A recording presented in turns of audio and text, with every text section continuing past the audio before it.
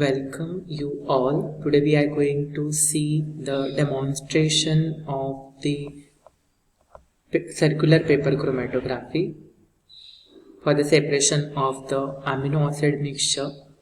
So these are the requirement used for this practical.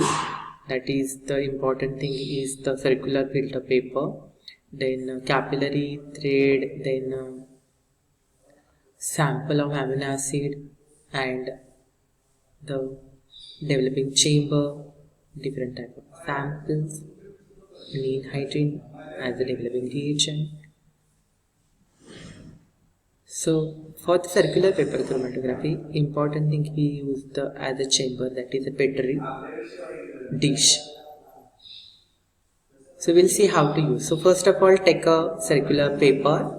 If it is not available, you should cut into in a circular manner, and afterward make a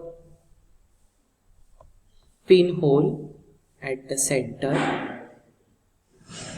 and it will form a small hole.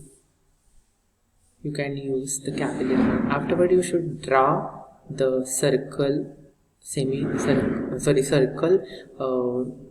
to that center point, and you should draw the 3 points for the sampling, that is standard phenylalanine, standard glycine, and for the mixture of both of them for the separation of the amino acid. Afterwards, it will look like this. Then take a sample with the capillary and do the sampling as like this. Take a first sample of phenylalanine and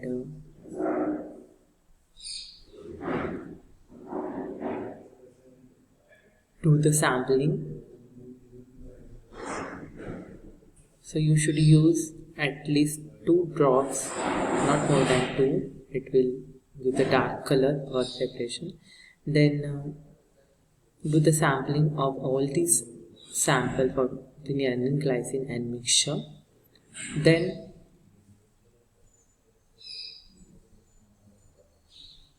it will look like this. So dry this paper.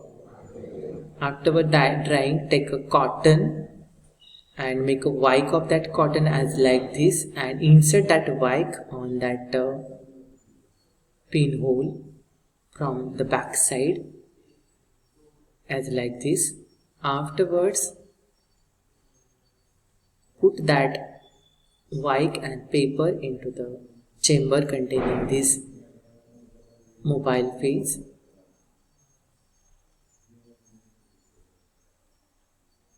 So put our wick with the filter paper in this chamber of the petri plate, and keep stand to separate the spot into this petri plate. So as a circular manner, uniformly all the components of the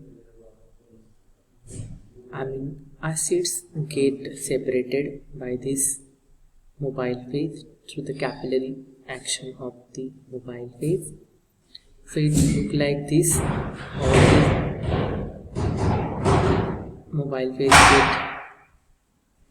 evenly spread as in a circular manner.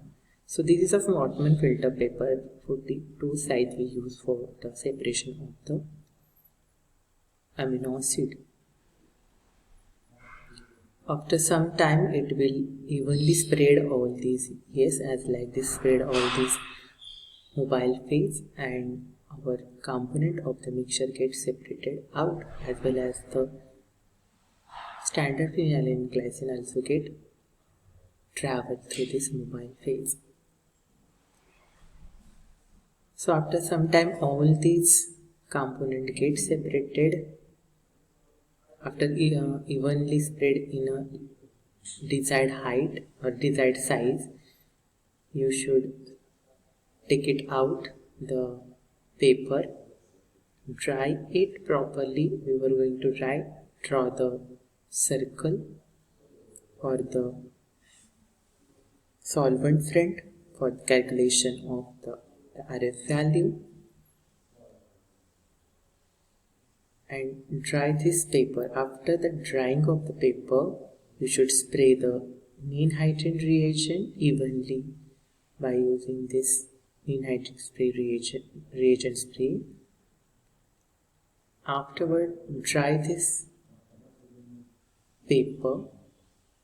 It will give the separation of the spot as like this. So after proper drying, it will look like this. All the spots are separated. So this is of the standard glycine, standard phenylalanine, and yes. So this is of a standard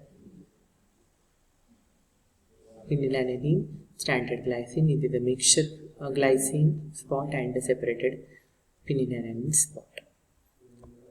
Yes, so this is the separated component. Yes. Afterward, draw the remaining part, that is the for the calculation of RF value. Take into measurement of all these height of the spot, and it will gives the separated component as like this. So you should draw the solvent front in then their height, and use for the calculation of the component or the separation by this circular paper chromatography. I think all of you understand this demonstration of the circular paper chromatography method for the separation of a amino acid. If it is understand, thank you all of you, and thank you for the patience of listening about this method.